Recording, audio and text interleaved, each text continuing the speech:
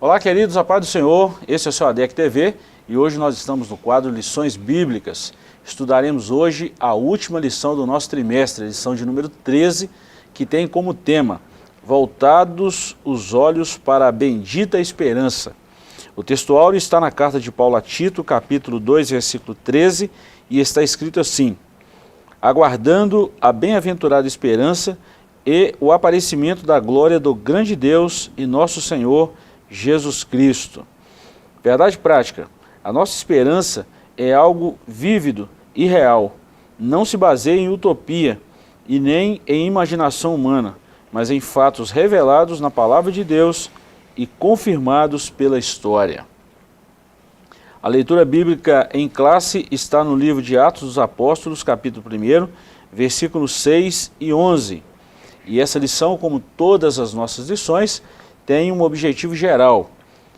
E o objetivo geral é esse: voltar os olhos para a bendita esperança, ou a vinda de nosso Senhor e Salvador Jesus Cristo. E ainda tem 3 objetivos específicos. Primeiro, afirmar que breve Jesus virá. Segundo, destacar a necessidade da vigilância. E terceiro, estimular a viver com fidelidade. Graças a Deus, chegamos à última lição desse trimestre. Professor Joás, mais uma vez comigo. Professor, muito bom tê-lo aqui. Isso aí. E chegamos ao final, na 13ª lição. Que caminhada boa, né? Última lição, quem diria, né? Passou rápido. Muito. E o tema hoje é um tanto complexo, né? Como foi todas as lições do trimestre. Mas vamos lá, vai ser uma bênção, né, para nós estudar isso aí. Professor, essa deveria ser a nossa mensagem principal. A obra, né? A obra de Cristo. Isso compreende desde o seu nascimento, da promessa, na verdade, né? A promessa da sua vinda, o seu nascimento, a sua vida e obra, e também o seu retorno para buscar a igreja. Deveria ser a nossa mensagem principal. Sempre falamos isso, né? O pentecostal, né, que é o crente que está cheio do Espírito Santo, ele tem essa convicção, né, porque o próprio Espírito convence ele disso, de que Jesus está voltando e que não demora. Né, e isso enche o coração de esperança. Né? Muito bom. Então nós já sabemos que vai ser uma lição muito boa, né? Isso. Pelo tema nós já podemos garantir. Vamos lá então, introdução. A expressão bendita esperança se refere à segunda vinda de Cristo, que é a esperança da igreja desde que Jesus retornou ao céu. Essa expectativa vem aumentando à medida que o tempo vai passando. A presente lição pretende esclarecer quão breve será esse evento, para que cada um mantenha a vigilância e a fidelidade.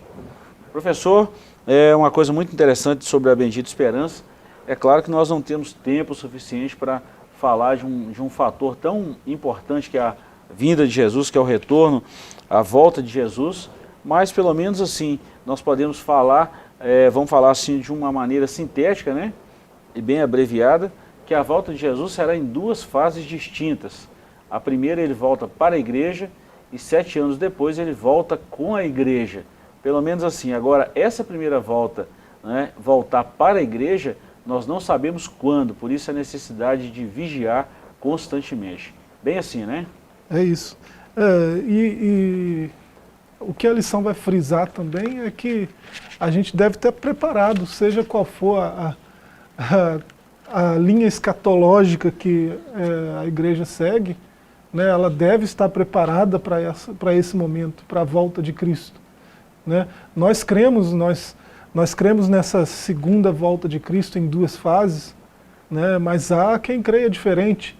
Mas mesmo os que creem diferente, que interpretam Apocalipse 20 de forma não literal, né, ou até os que interpretam de forma literal, mas acham que vai ser uma volta só, né, vai se dar numa fase só, que é o pré-tribulacionismo histórico, né?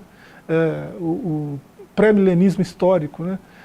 Mesmo quem acredita assim, deve manter essa esperança viva no seu coração e estar preparado para quando Cristo voltar.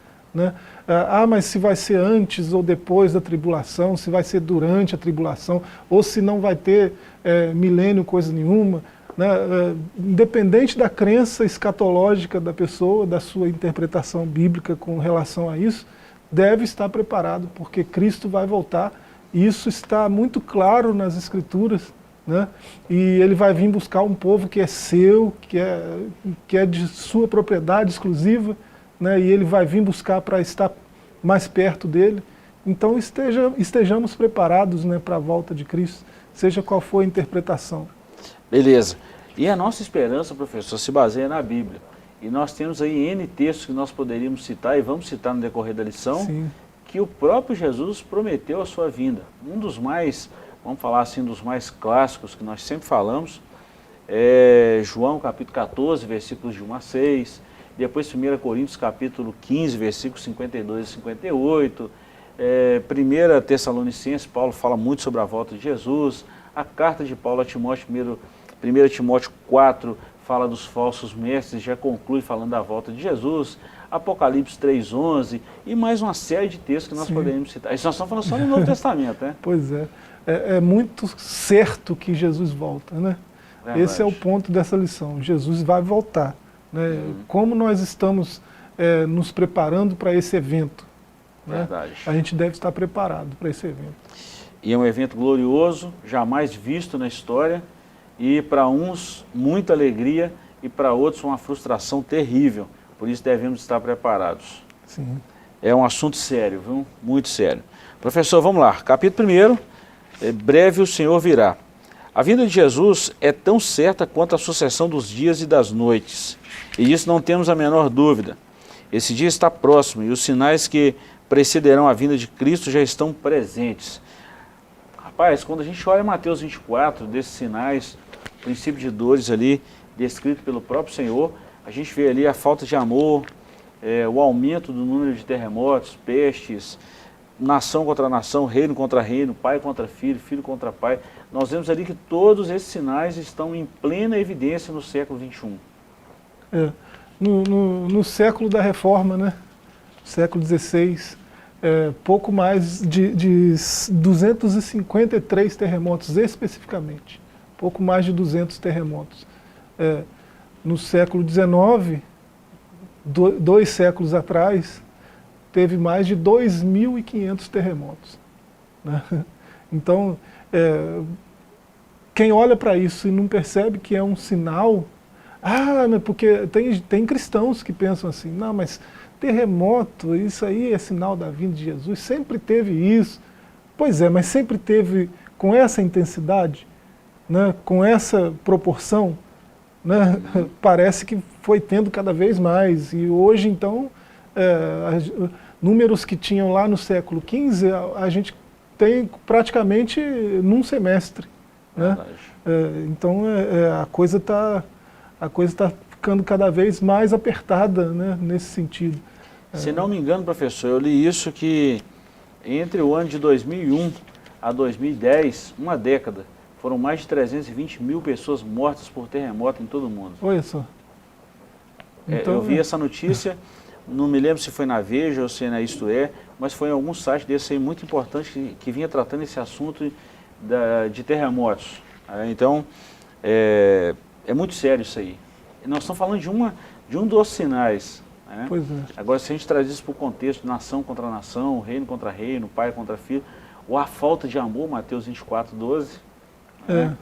A multiplicação da ciência, que Daniel já havia falado disso há muitos anos atrás, há muito tempo atrás. Enfim, são vários sinais que provam a iminência da volta do Senhor. Lá na segunda carta de Pedro, né, no capítulo 3, ele fala que a negação de que Cristo vai voltar é um sinal da volta dele também. Olha só, até a negação de que ele vai voltar é um sinal de que ele vai voltar, né? Então a Bíblia está, o senhor já citou aí, a Bíblia está repleta dessa afirmação, né? O próprio Senhor afirmou isso algumas vezes, né? E quem anda com Cristo há algum tempo já sabe que o que ele fala acontece, né? Então a gente sabe que ele vai voltar, a gente não sabe quando, mas sabe que é logo, está perto, está cada vez mais perto. E podemos confiar. Agora eu ouvi um determinado pastor falando uma vez, eu achei isso muito interessante, eu acho que vale muito a pena a gente compartilhar. A parte mais difícil da promessa já foi feita, que é a primeira vinda dele no seu ministério terreno. A parte mais difícil da morte dele, da ressurreição, isso já foi cumprida. Agora, a volta dele, para quem fez a promessa e para quem cumpriu essa promessa, que é o próprio Deus, isso aí é o de menos.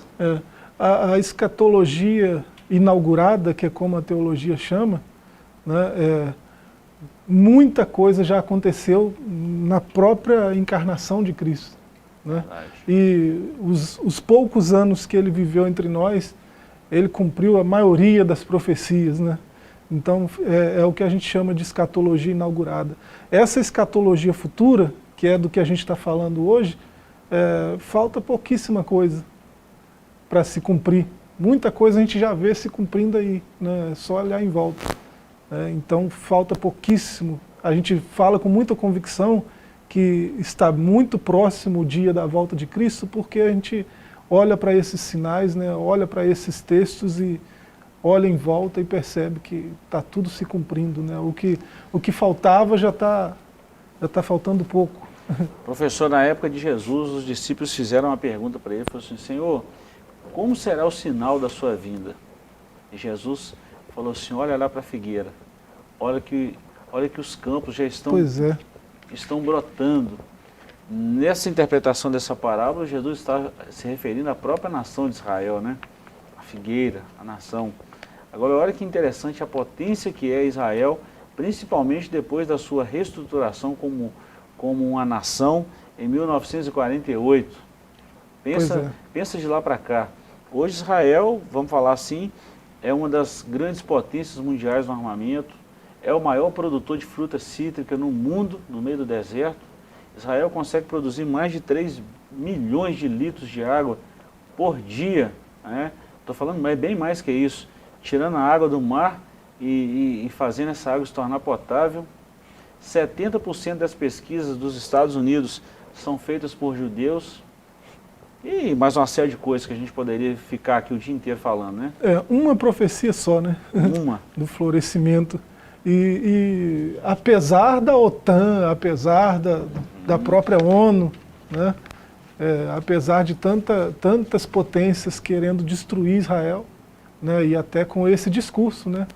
De que vão ser felizes quando Israel for varrido do mapa, quando for exterminado completamente, mas isso nunca vai acontecer. Nunca, né? nunca. Porque tem uma palavra, né? Tem uma profecia. Então... E é bom acreditar na Bíblia, né?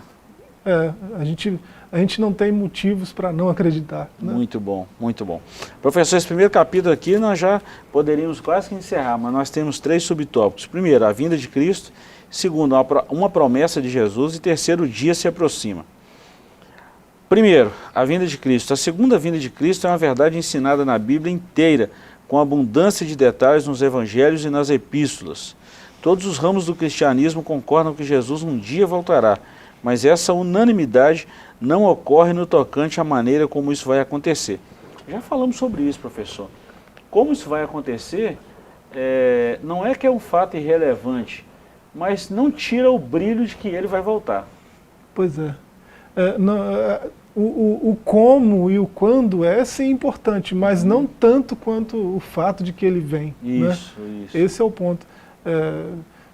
Quem interpreta Apocalipse 20 de forma literal, que são os pré-milenistas, né, vão discordar só nessas 2 fases. Né?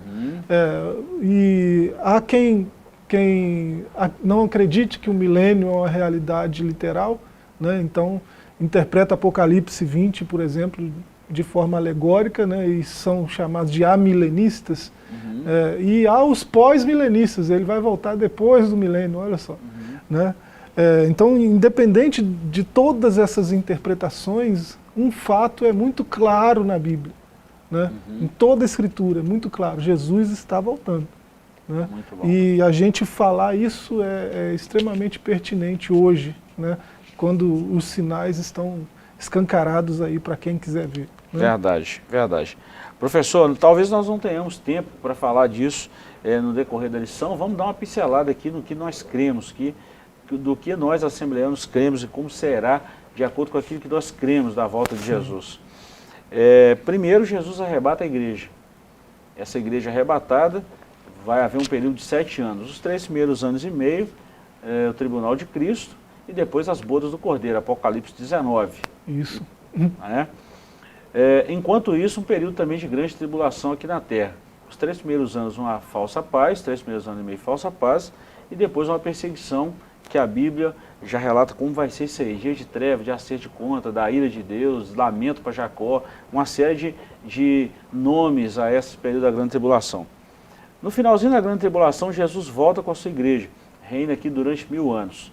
No final de 1000 anos, Satanás é solto, no período desses 1000 anos, Satanás é preso, no final de 1000 anos, Satanás é solto, Apocalipse 20, e então parte para a última batalha.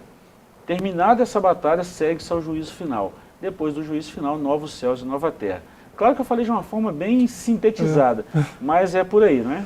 Tem algumas dezenas de textos, o pastor não tirou isso de trás da orelha, né? Sim. Mas se a gente fosse citar todos os textos nisso que o senhor acabou de dizer aí, a gente precisaria de mais alguns minutos, né? Verdade. Então, mas é isso aí, né?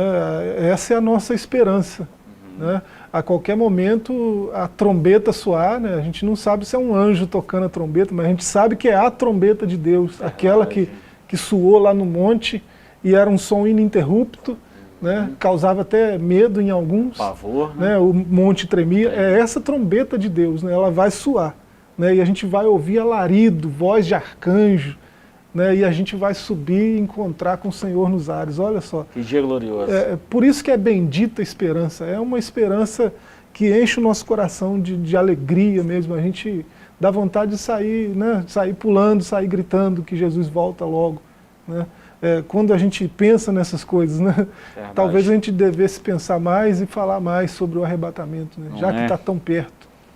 Professor, tudo nos mostra esse momento aí de peste, de terremoto, essa peste que está rondando o mundo agora, com esse maldito vírus aí, são sinais de Deus, são prenúncios da volta de Jesus.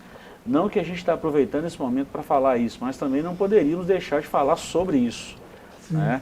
Então são sinais que nós precisamos vigiar o quanto pudermos, né? Isso é muito bom. Ponto 2, uma promessa de Jesus. Ele prometeu voltar para nos buscar e nos levar para o céu. Já citamos esse texto aqui de João 14, versículos 1 a 3. Mas parece que antes do Pentecostes os discípulos ainda não tinham uma compreensão exata dessa vinda, pelo que se pode observar na pergunta dos discípulos: Senhor, restaurarás tu nesse tempo o reino a Israel? Outra coisa também que os discípulos não entendiam, que era um tempo futuro, não era para aquele tempo deles. Mas interessante como que eles viviam naquela época. Eles esperavam Jesus voltar naquela época, tanto é que Paulo falou, né? Eu gosto dessa expressão de Paulo, quando ele fala em 1 Coríntios 15, versículo 52 a seguir, que nem todos dormiremos, mas nós seremos transformados. Ele estava incluindo essa aí de ser transformado. Ele esperava Jesus na sua época. E até os doutores da lei, né, quando tiveram com Herodes, né, eles sabiam que era aquele tempo. E de fato era o tempo da sua primeira vinda, né? Tem algumas nuances, né, quem lida com escatologia, tem algumas nuances no texto que demonstram algum tipo de lacuna, algum hiato, né, alguma vírgula colocada ali, né? E assim, ele veio pela primeira vez como aquele servo sofredor que Isaías profetiza, né? E eles estavam esperando aquele rei que está lá em Apocalipse 20, né? É o que eles estavam esperando, o Messias, né? Aquele judeu que viria como rei, que teria o cetro de Davi, né? Sentaria no trono de Davi, governaria as nações. Eles estavam esperando naquela época, né? Mas ele veio primeiro como servo sofredor, garantir salvação aos gentios, né? E essa segunda vinda, ele promete, o texto aqui de João 14, né? Do verso 1 ao 3, que é citado aí, ele promete que vai voltar e ele diz por quê, né? Para que vocês estejam onde eu estiver também, né? Ele falou: eu não chamo vocês mais de servos, escravos, né? Mas de amigos, né? E amigo quer estar perto do amigo, né? Tem algo que nos separa dele agora, e ele fez o que fez para que essa separação fosse rompida, para que houvesse uma ligação de novo, né? E agora que há essa ligação de novo, estamos ligados a ele pelo sangue, né? E agora ele pode nos trazer para onde ele está, né, porque amigos têm que ficar perto um do outro mesmo, né, então é por isso que ele vai voltar. Ele mesmo prometeu, ele mesmo falou isso, né, e o tempo, olhando os textos, a escatologia, fazendo a análise dos textos, a gente percebe que não demora. Os sinais estão muito claros, né? Bom, professor, e com isso nós falamos no ponto 3 aqui, que o dia se aproxima. Sim. A gente sente esse dia raiar, né? Eu me lembro daquela profecia de Malaquias 4, claro que ele está falando do nascimento de Jesus, mas parece que essa cena se repete desse dia raiar. Mas para vós que temeis o nome do Senhor, nascerá o sol da justiça. Nascer aqui é um dia que está raiando. E nós sentimos que esse dia se aproxima muito, muito, muito de nós, mas muito mesmo. Essa lição é sobre pentecostalismo, né, o verdadeiro pentecostalismo. Né? O primeiro sinal mais claro da volta de Cristo é o derramamento do Espírito. Né? Não só no Novo Testamento, mas Joel 2, por exemplo, né? O Espírito derramado sobre toda a carne, não só sobre os ungidos, né? Não só sobre reis e profetas, mas sobre toda a carne, não só sobre os judeus, né? Toda a carne. E o segundo aí, a gente já falou dele, né? Lucas 21, do 29 ao 31, o florescimento, né? A fundação do Estado de Israel. Né? Então são os dois sinais aí mais claros, mais patentes de que Cristo volta. Né? Além daqueles todos que a gente já falou aqui também, né? Esses são os mais evidentes aí nos nossos dias. E a nossa vontade é falar Maranata, a hora vem Senhor Jesus, né? E devemos fazer essa oração. Ele vem logo. Não é? Pessoal, nós vamos dar um pequeno intervalo, voltamos já já com esse assunto maravilhoso que é a iminente volta do Senhor Jesus. Não sai daí, voltamos já já.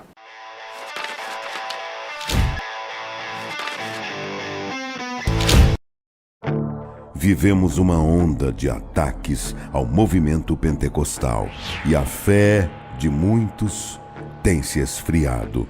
É chegada a hora de clamarmos por um avivamento para nosso tempo. Participe deste movimento. A promessa é para vós e vossos filhos. Uma campanha nacional pela busca do batismo com o Espírito Santo e dos dons espirituais. Nossos objetivos: até o dia 18 de junho, 110 mil crentes batizados com o Espírito Santo e 110 mil crentes batizados nas águas. Programa de leitura de toda a Bíblia até o final da campanha. No dia 18 de junho, uma grande vigília nacional de clamor. Manda, Senhor, um avivamento. E no dia 20 de junho, culto de celebração dos 110 anos das Assembleias de Deus no Brasil.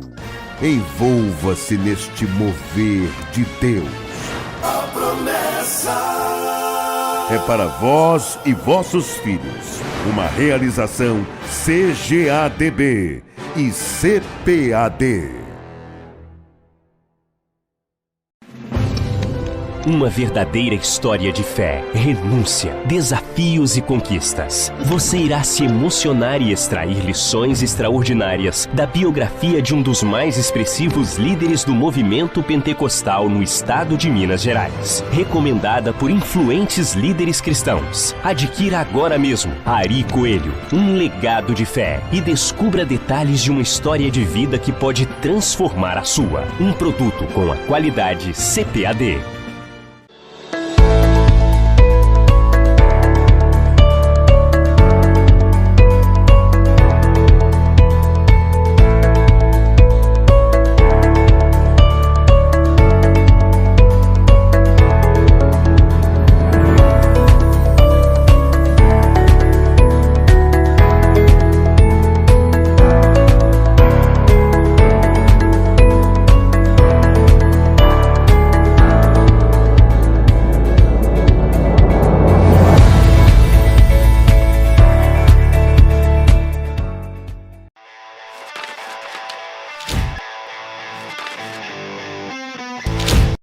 Olá, queridos, estamos de volta, esse é o SOADEC TV, estamos falando hoje do quadro Lições Bíblicas. Estamos falando hoje da iminente volta do Senhor Jesus, a bendita esperança. Professor, terminamos o bloco anterior falando que o dia se aproxima. Que maravilha falar disso, né? Desse dia tão glorioso, que é a bendita esperança da igreja. E você falou um negócio muito interessante, nosso coração salta só da gente pensar nisso aí. Né? Agora, imagina como será estar ao lado de Jesus. Já pensou? No momento que a trombeta soar, que glória que vai ser, né? Oh, maravilha, né? Pois é. Muito bom. Bom, professor, mas para que isso aconteça, se nós ainda estivermos vivos, né, precisamos estar vigilantes. Por que eu falei se nós estivermos vivos? Porque nós precisamos estar vigilantes todo dia. Mas se nós morrermos em vigilância, pronto, nós já consumamos a nossa vida e estamos aguardando a bendita esperança. Mas enquanto estivermos vivos, a necessidade da vigilância é uma coisa assim, urgente para nós. E nós vamos falar sobre isso. Ainda mais porque os dias são maus, né?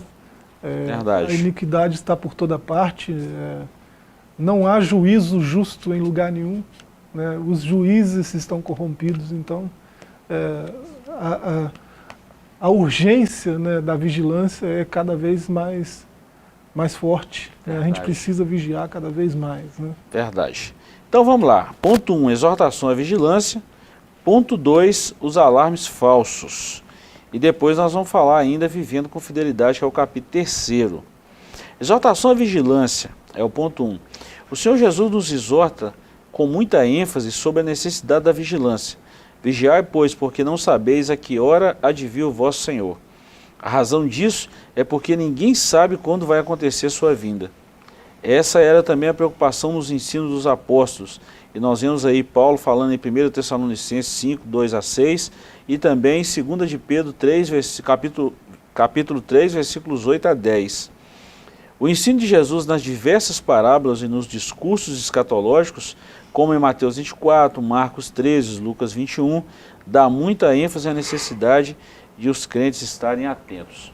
O professor sempre fala isso, que a vigilância é tão necessária quanto a oração. Não adianta eu orar se eu não vigiar. Também não adianta se eu só vigiar e não orar. Uma vez alguém me perguntou o que é mais importante, a oração ou a vigilância?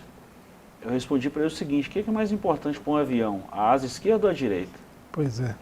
Então, nós precisamos estar sempre nesse intuito aí de vigilância, porque a gente não sabe quando virá esse dia.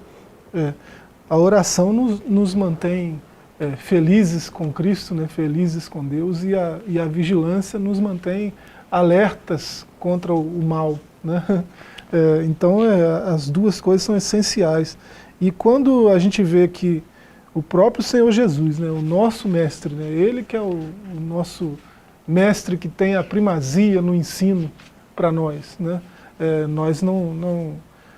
É lógico que a gente respeita, né, os teólogos, a gente respeita os doutores da igreja e tal, mas a primazia é sempre dele, né? E se ele, quando falava da sua própria vinda, né, ele falava com essa ênfase, né? Aqui é dito que ele deu ênfase em pelo menos 3 capítulos aqui, né, Mateus 24, Marcos 13 e Lucas 21, da necessidade de estarmos vigilantes e atentos, né, dos crentes estarem atentos e vigilantes, é porque se ele deu essa ênfase, é porque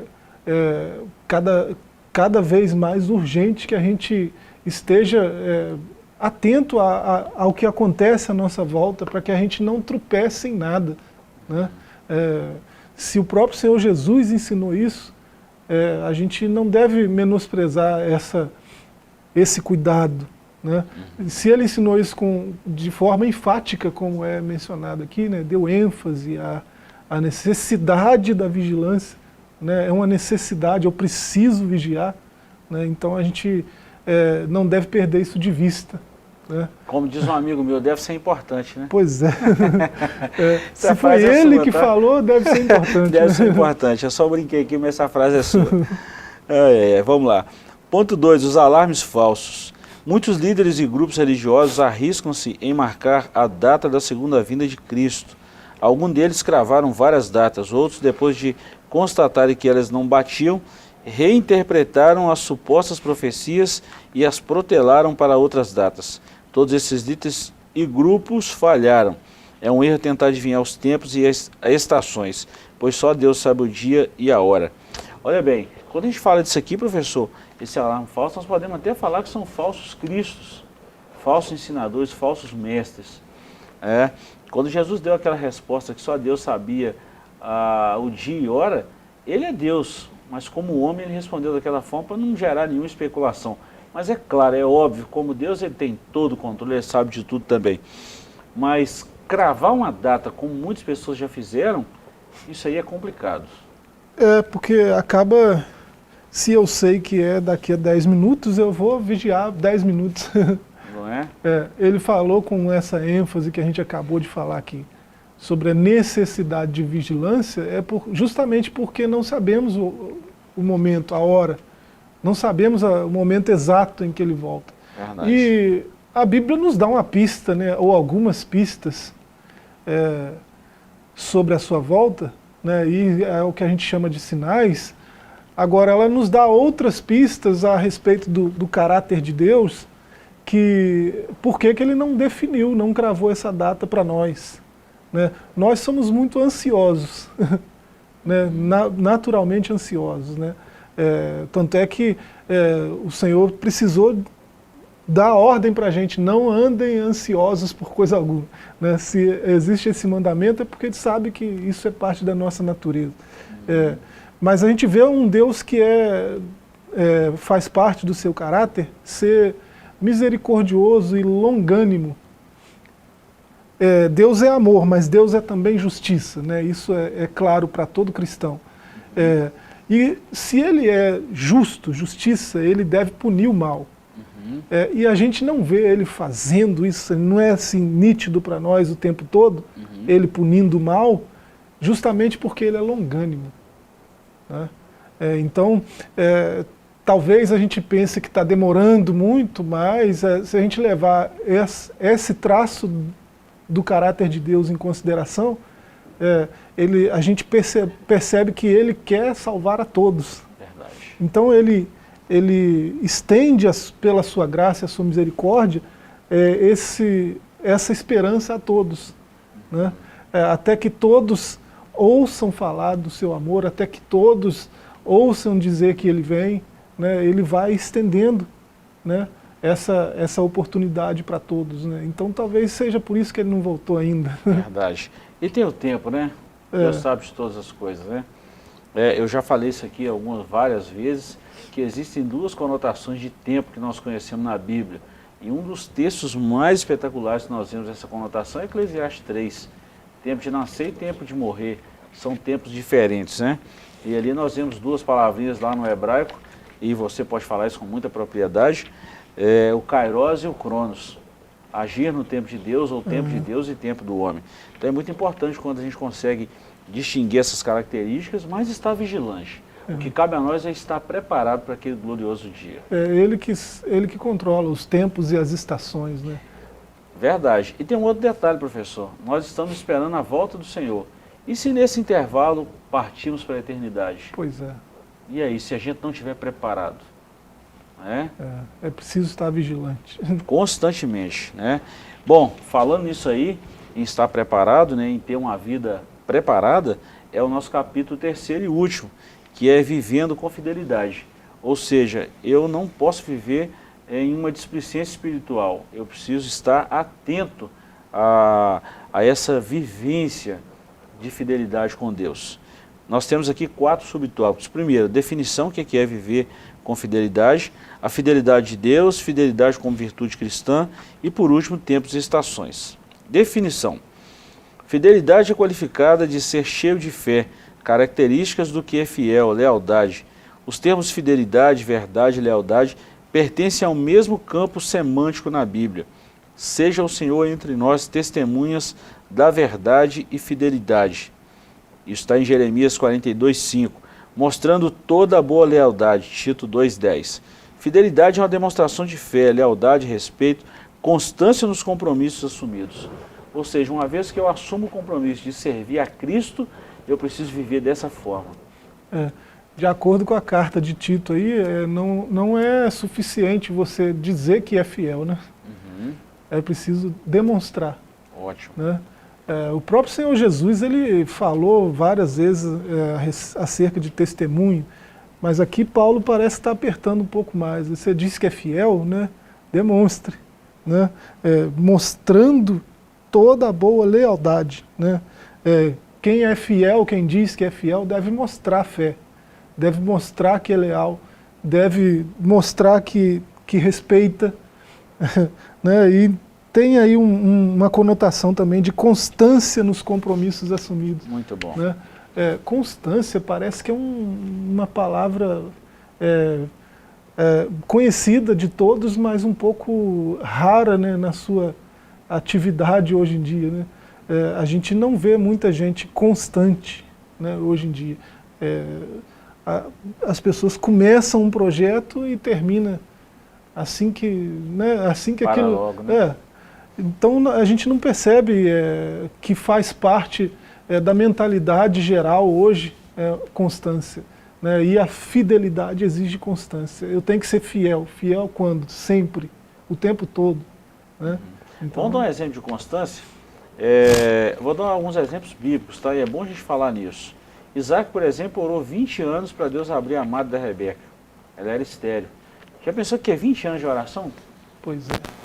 Eu li um livro recente agora, Avivamento no País de Gales.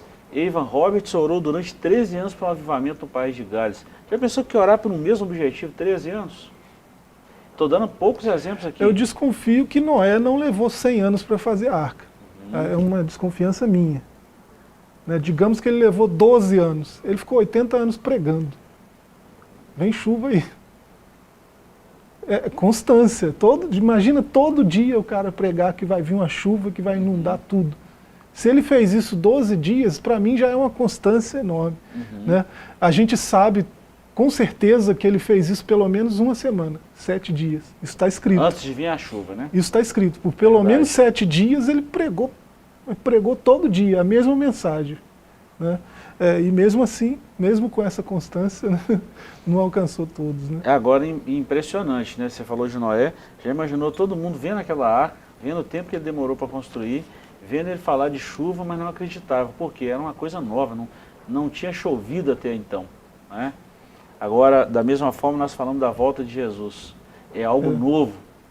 Novo para quem não conhece, mas para nós que servimos a Deus, nós temos a bendita esperança. Também não conhecemos e não sabemos como será, mas temos certeza que será dessa forma, a vinda de Jesus. Eu desconfio que a grande maioria das pessoas que está ouvindo a gente já ouviu falar que Cristo está voltando. Né? Eu tenho essa desconfiança. Sim. Mas desde aquela primeira vez que ouviu isso, que isso ardeu no seu coração, houve uma constância dessa esperança? O seu coração ainda arde quando você ouve falar que Jesus vai voltar? Né? Ou parece mais, Jesus está a voltar. Eu ouço isso desde... Né? Como é que está essa constância aí da esperança da volta de Jesus? É tão glorioso a gente pensar nisso, professor. O professor falou um negócio muito interessante. Será que essa mesma chama arde no nosso coração? E talvez você possa estar pensando assim, eu estou esperando Jesus durante 50 anos que eu vivo na minha vida cristã. Quero te fazer uma pergunta. Quem que você acha que está esperando mais?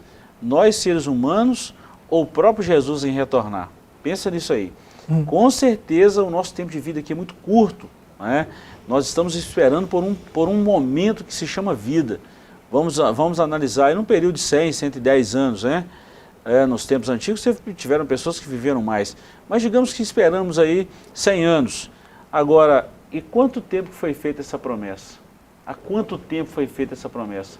Então o tempo que nós esperamos é minúsculo em relação ao tempo de espera do próprio Jesus em voltar para buscar a igreja dele. Então isso é um alerta para nós também, professor. A gente está falando de fidelidade, ele é fiel e ele disse que vai voltar. Não é? Então, o nosso próximo tópico aqui, a fidelidade de Deus. Né? A verdade é um dos atributos morais de Deus, do qual se reflete outras perfeições divinas, dentre quais a fidelidade. Deus é fiel, a fidelidade de Deus é grande, e expressam absoluta confiança cuja ideia é firmeza. E aqui nós temos sérios textos aqui. 1 Coríntios 1:9, 2 Tessalonicenses 3:3, 2 Timóteo 2:13, Lamentações 3:23, Salmo 36:5, Salmo 89:2 e mais uma série de versículos aqui. Professor, quem prometeu é fiel para cumprir, é o que nós falamos aqui agora há pouco. Sim. A parte mais difícil da promessa foi cumprida, que é a vinda de forma terrena, de forma carnal. O verbo se fez carne e habitou entre nós. Para mim essa parte foi a mais difícil. A volta dele é só questão de tempo. É impossível que Deus minta e ele disse que Cristo volta, né? A verdade é base do trono de Deus, né? Então a gente tem essa esperança bendita e essa esperança está firmada em algo que não pode voltar atrás, né? Que é a palavra de Deus. Então, quem está ouvindo a gente, se não tem essa esperança, né, saiba que quem prometeu não mente. Então, você tem uma noção aí de que com certeza vai acontecer, né? Todas as outras profecias a respeito de Jesus se cumpriram. Todas. Pois é. Sem exceção nenhuma. E tem uma disciplina muito bacana que nós falamos aqui no nosso curso teológico, que é a cristologia. Todas, matematicamente falando, era impossível tudo isso se cumprir numa pessoa só. Mas nós não estamos falando de matemática, de lógica, nós estamos falando de providência divina. Aí a história muda e tudo se cumpriu. Sim. Ele disse que é a verdade, né? Por isso que quem anda perto dele há algum tempo, né, tem essa característica de ser fiel, né, de fidelidade. E isso também precisa ser um padrão de vida que nós temos, viu, professor? O nosso ponto 3 aqui é a fidelidade como um padrão, como virtude cristã. Nós precisamos ser fiel. E interessante que isso também é um fruto do Espírito, né? Gálatas 5:22, né? O fruto do Espírito é amor, alegria, paz, longanimidade, benignidade, bondade e fidelidade. Né? Então, fidelidade é um dos frutos um fruto do Espírito. Verdade. Que é produzido na vida de quem anda com Cristo, né? E precisamos produzir esse fruto. Nós não. A nossa vida precisa produzir através do Espírito Santo. Muito bom. Professor, encerrando aqui que o nosso tempo já está quase mandando a gente parar aqui. Tempos e estações. Jesus responde à pergunta dos discípulos, ampliando o horizonte desse reino. Não vos pertence saber os tempos e as estações. Essa resposta foi dupla. Tempos no grego nessa passagem é cronos e significa um longo período. Haveria um espaço de tempo para a pregação do Evangelho entre a descida do Espírito Santo e a vinda de Cristo. Estações nesse verso aqui é kairos, que significa ocasião e se refere aos eventos críticos que devem acompanhar o estabelecimento do reino. Tempos e estações são prerrogativas de Deus. Falamos da questão de tempo aqui, né? Nós estamos nesse tempo entre a promessa e a vinda de Cristo, então nós temos que dizer que Ele vem, né? E as estações estão cada vez mais perto, né? Essas estações do tempo final, né? O arrebatamento da igreja, a grande tribulação, o reino milenial, isso tudo são as estações que estão... o tempo delas está cada vez mais próximo também. Verdade. Professor, encerrando aqui mesmo, nós falamos aqui que nós também cremos, nós ensinamos, aprendemos assim, e a nossa, vamos falar assim, a nossa linha teológica que nós defendemos, que nós vivemos períodos, né? Nós chamamos esse período de dispensação. Estamos na dispensação da graça, que é a penúltima dispensação. Essa dispensação começou com a morte de Jesus e vai terminar no arrebatamento da igreja. Assim como tiveram outras 5 dispensações, né? Dispensação da inocência, consciência, governo humano, patriarcal e lei. Estamos na graça e depois a dispensação do milênio. Bom, em cada dispensação dessa há um tempo de julgamento, há um tempo determinado por Deus, que Deus trata com o homem ali. Qual o tempo que Deus está tratando agora em relação à pregação do Evangelho e à volta de Jesus? Responderemos por isso, né? Pois é. Cabe a nós, né, não entender completamente essas estações, porque isso é coisa de Deus, né? Verdade. Mas saber que elas existem, as estações existem e que Deus está no controle disso tudo, né? Se Ele falou que vai acontecer, vai acontecer. E cabe a nós estar vigilantes, aguardando essa volta dele, que é dessas estações todas, é a que está mais próxima agora de nós, é essa. Verdade. Então, vigiemos, né, e aguardemos esse dia. Verdade. Professor, nós queremos terminar essa aula dizendo a você que está em casa o seguinte: um dos últimos versículos de Apocalipse está escrito assim: o Espírito e a noiva dizem vem. É um desejo, precisa ser um desejo nosso. Nós devemos clamar e orar juntamente com o Espírito Santo ou pelo Espírito Santo, conclamando a volta iminente do Senhor Jesus. Deus te abençoe, Deus te guarde. Até o nosso próximo encontro com a nossa próxima lição, que será uma lição espetacular. Falaremos sobre os dons espirituais. Pelo próximo programa, através do próximo programa, começaremos a falar desse trimestre. Deus te abençoe. Oramos para que Deus te abençoe e te dê muita graça e muita força para superarmos os obstáculos da vida. Deus te abençoe e até o próximo programa.